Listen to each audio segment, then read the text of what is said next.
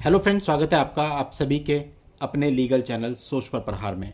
मैं हूं एडवोकेट सनी शर्मा और आज की इस वीडियो में 2025 में अगर आपका कोई मेंटेनेंस केस चल रहा है, उस मेंटेनेंस केस के अंदर आप अपनी पत्नी से क्या क्या प्रश्न पूछेंगे क्रॉस के टाइम पे कि आपको बहुत सारी चीज़ें ऐसी मिलें जिनसे आप उस केस को जीत सकें, उस पर आज हम चर्चा करने वाले हैं। दोस्तों, आपको पता ही है क्रॉस एग्जामिनेशन किसी भी केस की रीढ़ की हड्डी यानी बैकबोन होता है। उसमें से आपने जो कुछ भी निकाल लिया उसी पर आपके आर्ग्यूमेंट होते हैं और आर्ग्यूमेंट पे ही आपका जजमेंट होता है। तो दैट्स वाई आपको क्रॉस पर बहुत फोकस करना चाहिए। क्रॉस एग्जामिनेशन के बेस पे ही परजरी भी फाइल हो सकती है और क्रॉस एग्जामिनेशन के बेस पर ही आपका जो फाइनल मेंटेनेंस होता है वो खारिज भी हो सकता है, यानी केस आपके फेवर में आ सकता है। तो अब हम कुछ जनरल पॉइंट समझेंगे। देखिए, क्योंकि हर एक मामले की परिस्थितियां अलग होती हैं, तो जो परिस्थितियों वाले पॉइंट हैं वो तो मामले पर डिपेंड करते हैं, पर कुछ पॉइंट्स ऐसे हैं जो कि सभी के लिए कॉमन हो सकते हैं। उन पॉइंट्स को आज मैं एक एक करके एक्सप्लेन करूंगा और आप उसको समझिए और उससे आपको क्या बेनिफिट मिलेगा वो भी आज के इस वीडियो में बताऊंगा। तो आप ध्यान से इस वीडियो को देखिएगा, एंड तक इस वीडियो में बने रहिएगा। और अभी तक भी अगर आपने चैनल को सब्सक्राइब नहीं किया है तो चैनल को सब्सक्राइब करके नोटिफिकेशन बेल पर जरूर क्लिक कर लें, ताकि इस चैनल पर आने वाली इस प्रकार की इन्फॉर्मेटिव वीडियोज की जानकारी निरंतर और सबसे पहले आपको मिल सके। तो चलिए दोस्तों, स्टार्ट करते हैं। आपको पता है कि इंट्री मेंटेनेंस की एप्लीकेशन अगर वाइफ ने लगाई है तो उसके डिसाइड होने के बाद फाइल आ जाती है पिटिशनर के एविडेंस पे, और पिटिशनर के एविडेंस में सबसे पहली गवाही जो होती है वो पत्नी की होती है, यानी वो अपना एक हलफनामा यानी एफिडेविट पेश करती है, अपना एक शपथ पत्र देती है एविडेंस का। या फिर कुछ जगहों पे ऐसा भी होता है कि जो चीफ होती है वो बोल करके लिखवाई जाती है एज ए स्टेटमेंट्स। तो जैसी भी परिस्थिति है, चाहे उसने बोल करके अपने बयान दिए हैं, चाहे उसने रिटर्न में एफिडेविट दाखिल किया है, अब आपको उसके बयानों के आधार पर उसकी क्रॉस एग्जामिनेशन करनी होती है।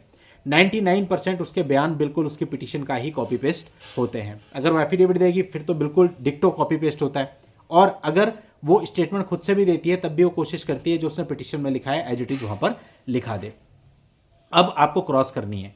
क्रॉस करने के लिए आप एक डेट भी ले सकते हैं, जैसे आज आपको उसकी स्टेटमेंट मिली है, चीफ मिला है, तो चीफ एग्जामिनेशन पे आप लिख सकते हैं कि मुझे क्रॉस के लिए टाइम चाहिए तैयारी के लिए, ताकि आप उसको पढ़ सके, तैयारी कर सकें।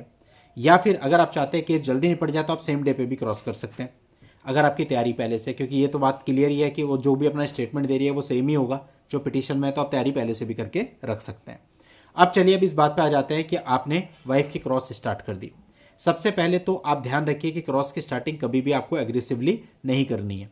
बहुत ही प्यार से आपको पूछना है, इतने प्यार से पूछना है कि आपको सारे आंसर बहुत प्यार से मिल जाए।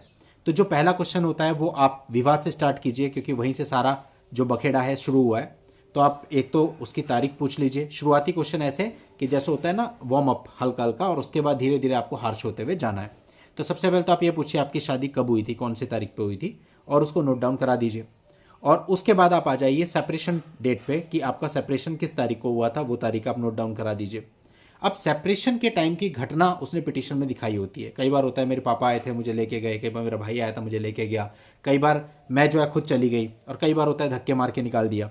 और लेकिन हर एक चीज़ में कॉमन होता है कि मेरा सारा सामान इन्होंने रख लिया और मुझे पहने हुए कपड़ों में ही निकाल दिया था, या मैं पहने हुए कपड़ों में चली आई थी डर के मारे।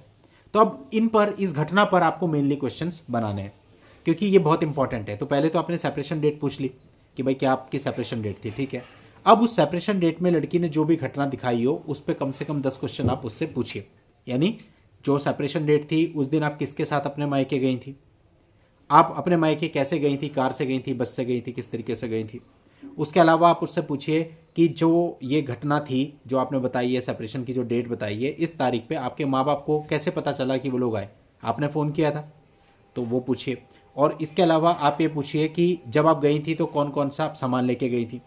कुछ मामलों में सीसीटीवी कैमरा रिकॉर्डिंग आपके पास होती है, तो आपको उसे स्टार्टिंग में सबमिट कर देना चाहिए अपने रिप्लाई के साथ, ताकि आप क्रॉस एग्जामिनेशन में उससे कन्फ्रंट करा पाओ, आप उसको दिखा पाओ कि भाई ये देखिए यहाँ पे तो ये है कि आप सारा सामान अपनी गाड़ी में रख करके ले जा रही हैं, इस बारे में आपका क्या कहना है। तो उसके पास जवाब नहीं होगा और वो थोड़ा सा परेशान होकर के कहीं ना कहीं कुछ ना कुछ आपको ऐसा दे देगी जो उसको नहीं देना चाहिए, ऐसा बोल जाएगी।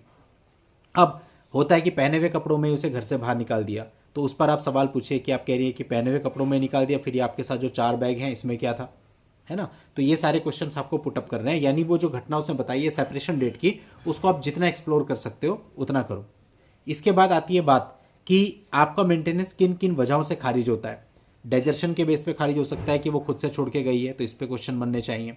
एडल्ट्री के बेस पे हो सकता है, अगर ऐसा कुछ आपके मामले में है। अगर एडल्ट्री का है, कंक्रीट प्रूफ है, आपने वो सब अपने रिप्लाई के साथ सबमिट कर दिए हैं, या अलग से 125(4) की आपने एक एप्लीकेशन लगा के उसके साथ सबमिट कर दिए हैं, तो आप एडल्ट्री पे प्रश्न पूछिए।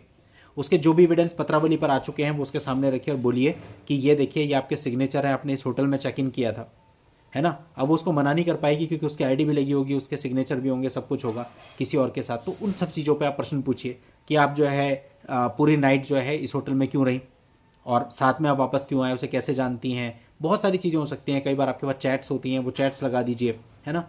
तो ये सारी चीज़ों पे आप प्रश्न पूछे एडल्ट्री पे, क्योंकि एडल्ट्री अगर आप साबित कर देते हैं, क्रॉस में उससे ऐसा कुछ निकलवा लेते हैं, तो आपका सीधा सीधा उसका प्रभाव मेंटेनेंस पे पड़ेगा, आपका मेंटेनेंस खारिज हो जाएगा। नेक्स्ट आप डेजर्शन पे पूछिए कि अगर डेजर्शन पे आप कह रही हैं कि भाई मार पीट के निकाल दिया, तो जब आप वहाँ से गई तो आप पुलिस स्टेशन जाना चाहिए था, आपको मारा पीटा था, आपका भाई भी आ गया था, पिताजी आ गए थे, तो आप डायरेक्टली पुलिस स्टेशन जाती मायके क्यों गई? पुलिस स्टेशन में पहले कंप्लेंट करती, ऐसा आपने किया? तो कहेगी नहीं किया। फिर आप पूछिए कि जब आप अपने मायके चली गई वहाँ पे आपने पुलिस कंप्लेंट करी थी? या तो नहीं करी होती, या फिर होता है कि काफ़ी दिन के बाद करी होती है, सेम डे पे क्यों नहीं करी आपने? आप मेडिकल के बारे में क्वेश्चन पूछ सकते हैं अगर मेडिकल नहीं लगाया हुआ है उसने। तो ये सारी चीज़ें आप पूछ सकते हैं, जिससे पता चलता है कि भाई कोई घटना नहीं घटी है, वो सीधा सीधा अपने पिताजी के साथ या भाई के साथ गई। और अगर आपके पास सीसीटीवी कैमरा रिकॉर्डिंग है तो वैसे ही सब साबित हो जाता है। तो आप डेजर्शन पर फोकस करिए, डेजर्शन पर क्वेश्चन उससे पूछिए। तो एडल्ट्री आपने कवर कर लिया, डेजर्शन आपने कवर कर लिया। अब मेन फोकस आप करिए फाइनेंशियल पर, क्योंकि आपको मेंटेनेंस खत्म करवाना है।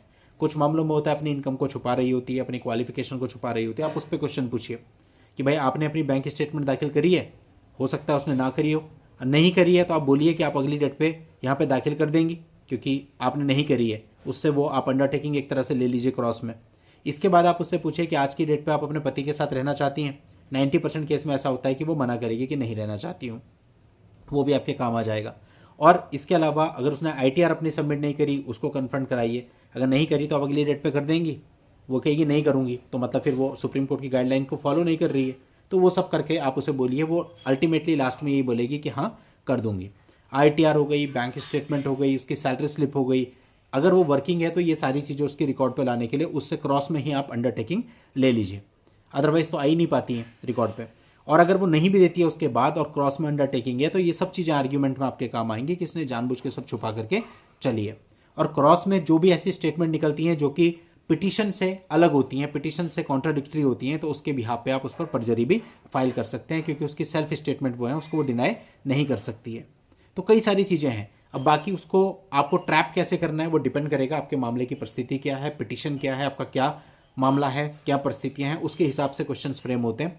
क्वेश्चंस का क्रम फ्रेम होता है कि कौन सा क्वेश्चन पहले कौन सा बाद में पूछना चाहिए, जिससे कि वो उलझ जाए और कुछ ना कुछ गलती करे। तो ये सारी चीज़ें अगर आप ध्यान में रख के चलेंगे तो आप अपने मेंटेनेंस केस को डिसमिस करवा सकते हैं। चलिए दोस्तों, आज के इस वीडियो में इतना ही। नेक्स्ट वीडियो में नई जानकारी के साथ मैं आपसे फिर मिलता हूँ। तब तक के लिए good bye and thank you for watching. Take care.